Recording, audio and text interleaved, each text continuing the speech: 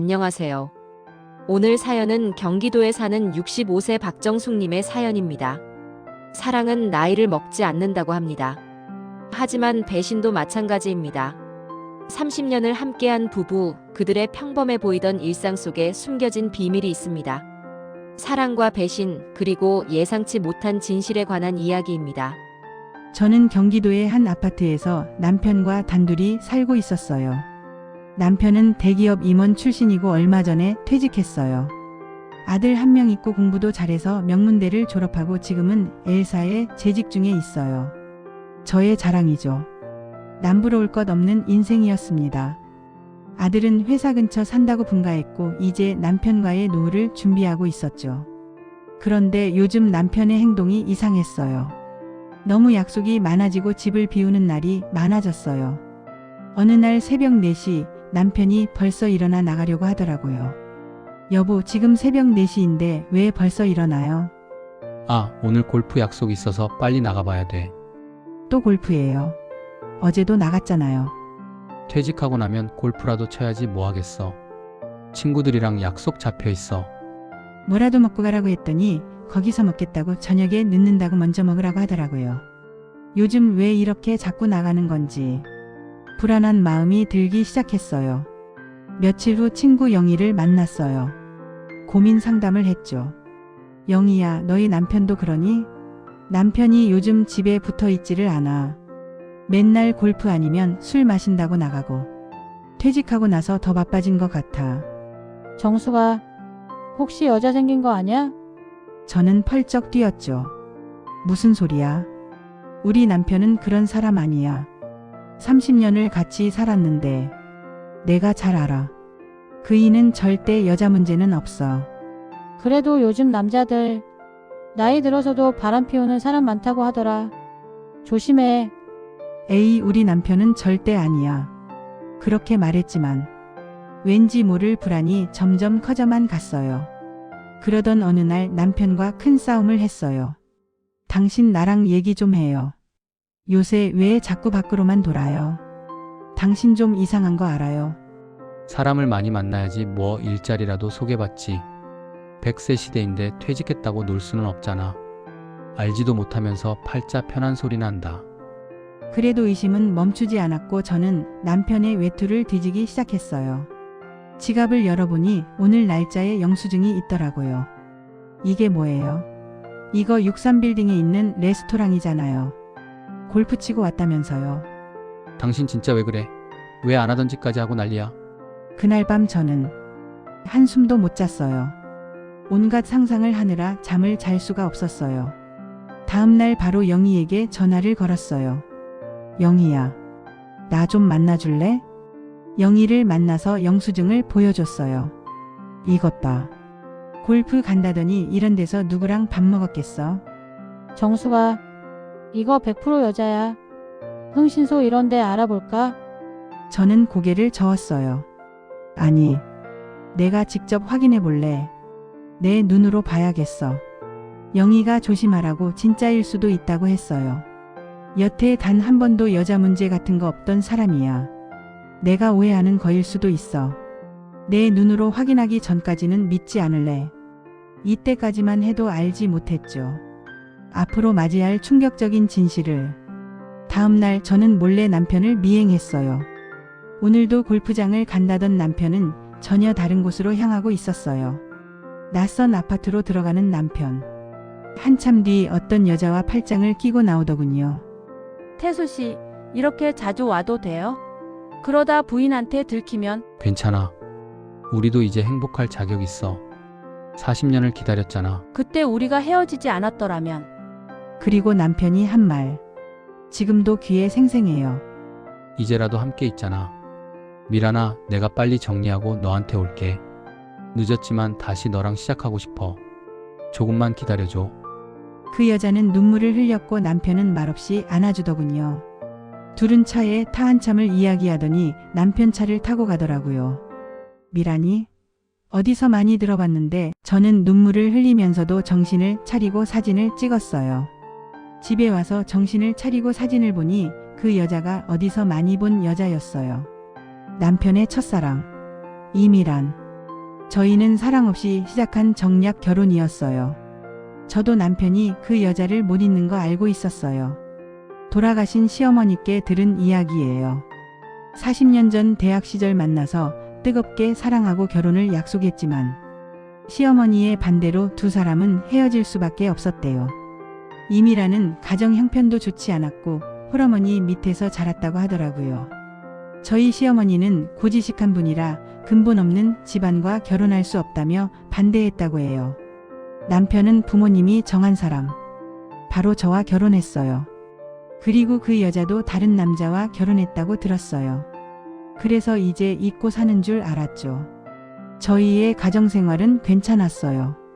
태수 씨도 저한테 항상 친절했고 노력했어요. 하지만 아들을 낳아야 한다는 시어머니의 성화에 저희는 열심히 노력했지만 전 3번이나 유산을 하며 끝내 아기를 갖지 못했어요. 그때도 절 감싸주고 지켜준 게 태수 씨였어요. 더 이상 아기를 갖는 건 어렵다는 의사의 말을 듣고 얼마 되지 않아 시어머니께서 아기를 데려오셨죠. 그게 지금 저의 아들 민호예요. 누가 집 앞에 편지와 함께 놓고 갔다고 하더라고요. 미혼모라 아기를 키울 수 없는 상황이니 잘 키워달라는 편지였대요. 저는 너무 기뻤어요. 드디어 엄마가 될 수 있다는 게. 남편을 내조하고 아들을 키우는 것이 제 인생의 전부였어요. 그날 저녁 남편이 집에 돌아왔어요. 저는 불을 다 끄고 식탁에서 혼자 소주를 마시고 있었죠. 아니 당신 술도 못하면서 웬 술을 이렇게 마셨어? 저는 남편을 똑바로 쳐다봤어요. 여보, 어떻게 나한테 그럴 수가 있어요? 갑자기 무슨 소리야? 나 다 봤어요. 이미란, 그 여자랑 아파트에서 나오는 거. 그리고 둘이 말하는 것도 다 들었어요. 당신이 나한테 어떻게 이래요? 당신만 바라보고 살았는데 이제 와서 이렇게 배신을 때려요. 남편은 한참을 말이 없었죠. 미안해. 사실 지난 30년 동안 그 여자를 한 번도 잊은 적이 없었어. 이제 민호도 다 컸고 30년 당신의 남편으로 살았으니 이제는 미란이한테 갈게. 날 그만 보내줘. 저는 말문이 막혔어요. 당신 첫사랑 못 잊는 거 알고 있었어요. 처음엔 빈 껍데기랑 사는 것 같았어요. 그래도 세월도 많이 흘렀고 이제는 다 잊은 줄 알았는데. 당신 하라는 대로 할게. 위자료도 많이 줄게. 이혼만 해줘. 더 이상 할 말이 없었어요. 화도 나지 않더군요. 이제 진짜 때가 된 것 같았어요. 며칠 후 저는 아들 민호를 불렀어요. 엄마 무슨 일이야? 갑자기 나보고 오라고 하고. 민호야, 엄마가 너한테 할 말이 있어. 무슨 할 말인데? 엄마가 너한테 숨긴 게 있어. 뭘 숨겼는데? 저는 용기를 내서 말했어요. 사실 엄마가 널 만나기 전에 유산을 3번이나 했어. 의사가 그러더라. 더 이상 아기를 갖기 힘들다고. 그때 할머니가 너를 데려오셨어. 누가 집 앞에 편지와 함께 놓고 갔다고. 미혼모라 아기를 키울 수 없는 상황이니 잘 키워달라고. 그럼 난 입양된 거야? 내 친부모가 따로 있다는 거야? 응. 하지만 친부모는 중요하지 않다고 생각했어. 너는 내 아들이고 내 아들로 자랄 거니까. 너에게도 평생 비밀로 하려고 했어. 그런데 커갈수록 너의 아빠와 똑 닮은 너를 보고 눈치를 챘어. 넌 아빠의 아들이구나.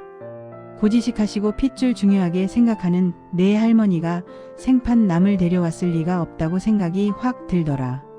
내 할머니에게 따져서 물었지. 알고 보니 아빠랑 첫사랑 사이에서 난 아들이라고 하더라. 뭐? 저는 계속 말을 이어갔어요. 할머니가 비밀로 하라고 하셨어.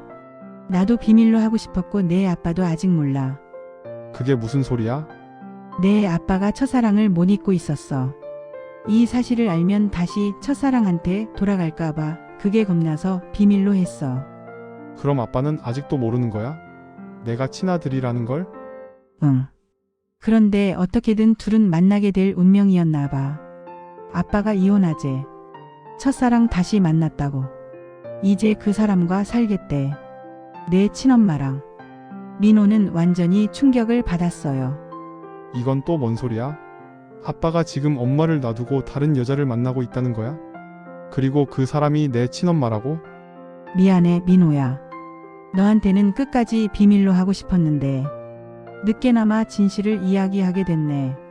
너의 친엄마, 친아빠에게 돌아가도 돼. 엄마는 어쩌면 너희 아빠보다 너를 빼앗길지도 모른다는 생각에 불안했던 것 같아. 그런데 이혼해 주려고. 빈 껍데기만 붙들고 살기 싫어. 나만 없으면 너희 세 식구 다시 행복하게 시작할 수 있을 거야. 너의 친엄마 아빠잖아. 엄마는 그동안 민호 엄마로 살 수 있어서 너무 행복했어. 민호는 한동안 말이 없었어요. 민호가 제게 다가와 안으며 말했어요.